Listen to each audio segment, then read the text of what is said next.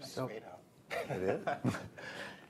I picked this one because it at least struck to me, a layperson, as a quite remarkable juxtaposition.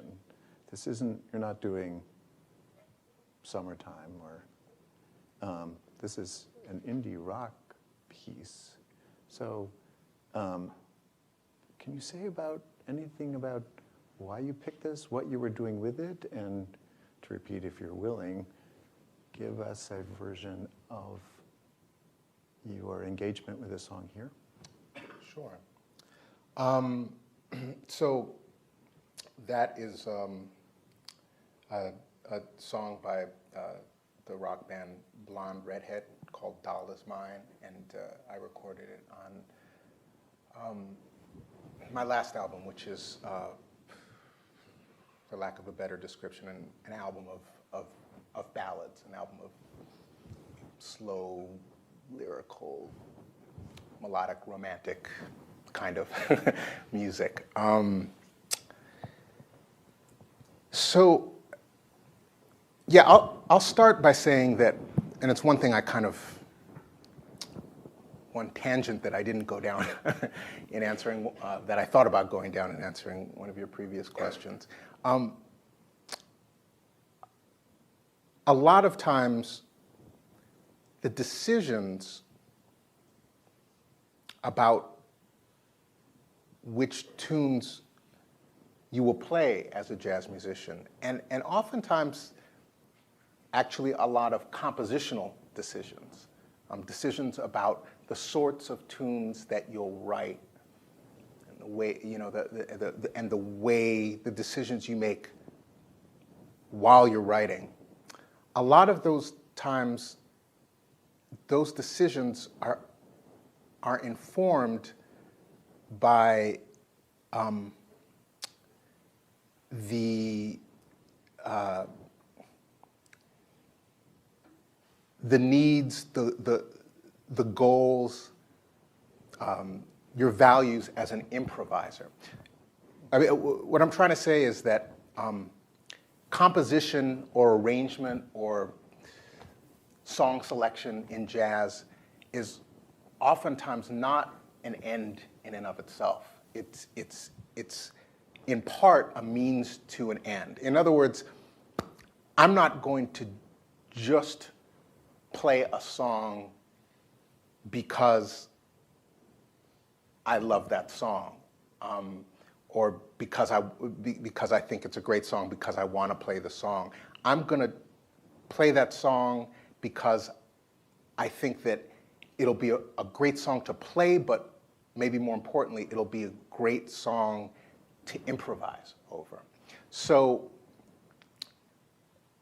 there are a lot of fantastic compositions. I mean, some of the most brilliant compositions. In fact, probably, most of the classical music repertoire canon that jazz musicians would never think about playing, because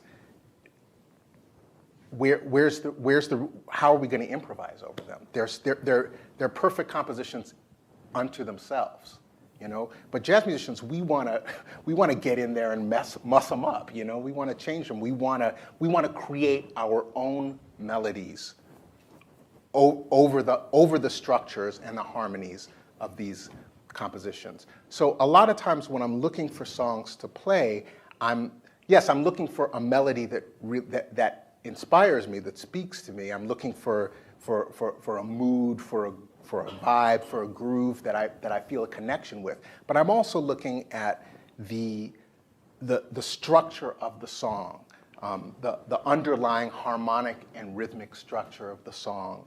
And I'm thinking, is this going to be something that will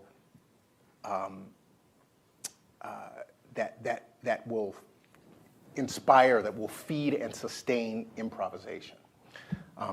So with that song, and with that band in particular, I mean, they're definitely not a jazz band, and the songs they write are nothing like the songs that jazz musicians have typically been attracted to. But there is a lot of there's something about the harmonies in their songs, and in that song in particular, that they move in a way that that I think is intriguing to jazz musicians, that was intriguing to me, and that I thought would be intriguing to the other musicians. And we actually didn't get to the part of the song where we're taking our solos. You have to wait about 4 minutes in jazz. Well, I was hoping there would be some version of that here. Okay. So, and on cue, he picks up that. It's kind of hard with the saxophone to demonstrate harmony because I can only play one note at a time. Or I can play more than one note, but they're not pretty notes. So, how do I do this? If you have, okay, that song, Dollars Mine, is essentially in C minor, okay? So C minor is just it's a mode, it's also a chord, it also can be there's a scale associated with it.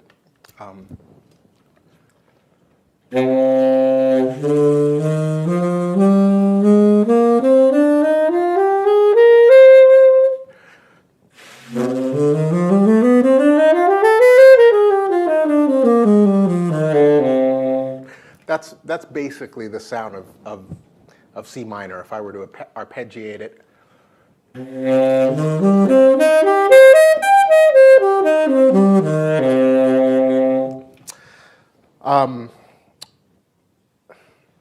Now, if you had a song that was just that one chord, just C minor, you wouldn't have a lot of options. You would have options for creativity within that one chord, but if you were really sticking to the chord, there's only so far you could go. So if I were to just like improvise around C minor. I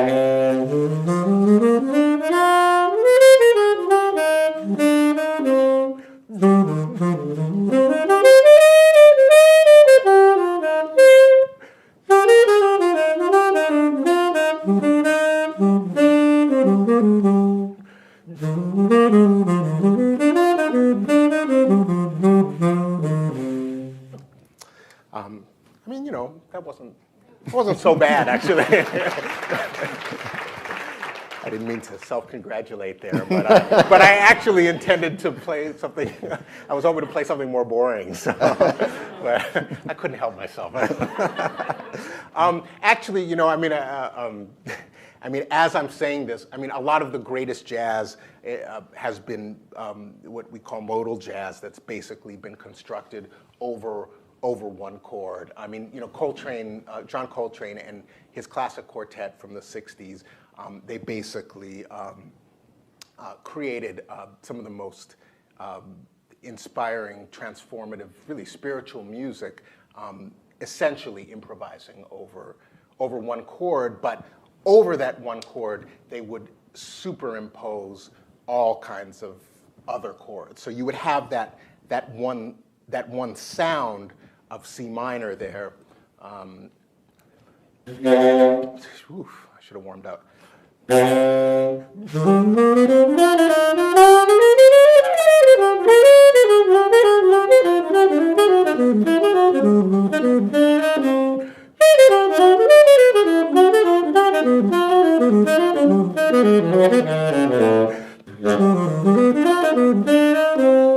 So like there's one sound that's underneath that, but I'm playing, you know, I'm using all 12 notes and I'm, you know, playing all kinds of different superimpositions of chords over that. But my point is that a lot of times jazz musicians will select songs that have very well-defined tonal centers that don't have that have harmonic structures where the chords the chords change, but they don't change too fast. Like if you've got like in classical music, you know, there's so many different voices that are that are changing so quickly, interlocking voices, that you would have, if you tried to improvise over those forms, you would have like a new chord to play over every beat, or sometimes every half a beat or every quarter of a beat. I mean, that's the beauty of great classical composition is this incredible complexity of harmonic information and all the voice leading that goes into it. With jazz, a lot of times when we're selecting songs to improvise over, we can't have quite that much harmonic complexity. We have to have chords that change, and that change in interesting ways, but they change slow enough so that we can, so that we have space to create our own melodies on the spot, in the moment, through those changes. And the great thing about that particular song is that it's all downhill from here when I get to the piano. The great thing about that particular song is that it's based on C minor, but the first chord is C minor over E flat, which is, you know, something that's very common. It sounds right. It's very common in classical music, not so common in jazz. But just the way the chords change, there's 4 bars of that.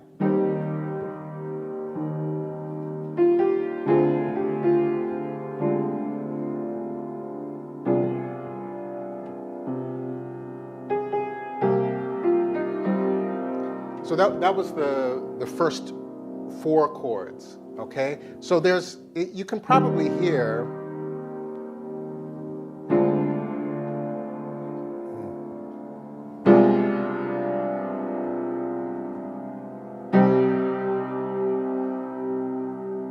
you can hear the chords changing, right? But you can also kind of hear that they're changing, but there's always they're grounded in something. There's always a clear tonal center, right? Does that make sense? Or yeah, like you can Does that make sense, Terry? Help me out.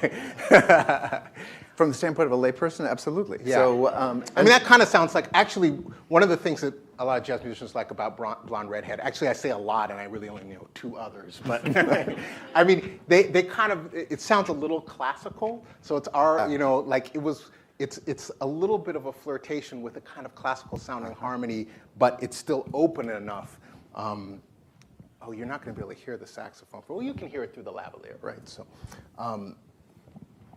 So I can take the first chord.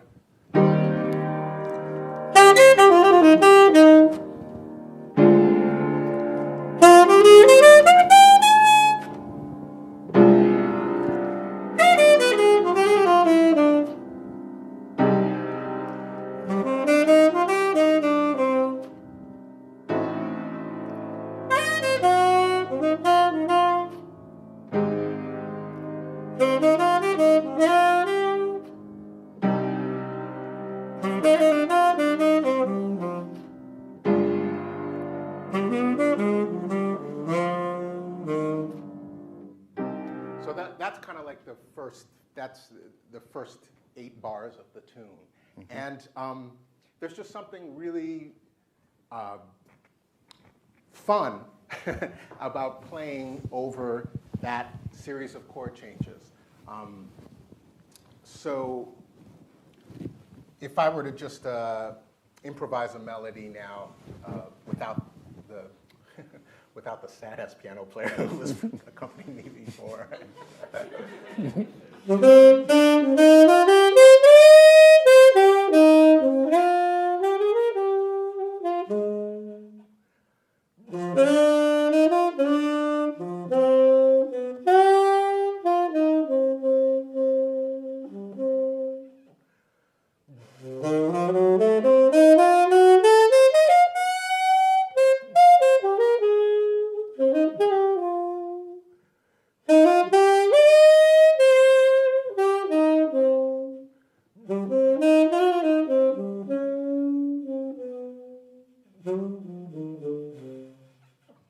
So like,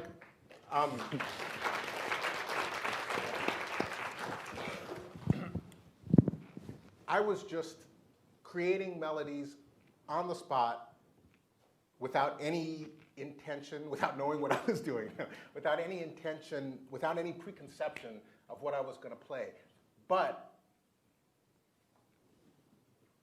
somehow those melodies, to me, those melodies that I created maybe sounded a little more complete, a little more logical, a little more like a composition than they did before when I was just improvising over that one chord. And the reason why is because those we call them changes, the harmonic structure, those chords of that song just lend themselves to that. There's an internal logic to the way the harmonies move that if you create melodies through them, it naturally will make those melodies, it'll give those melodies structure and kind of and purpose and a sense of completeness. I'm not sure if you guys could hear that, but to me, I was like, I'd take the last thing I played over the first thing I played in terms of like an overall complete statement. Wonderful.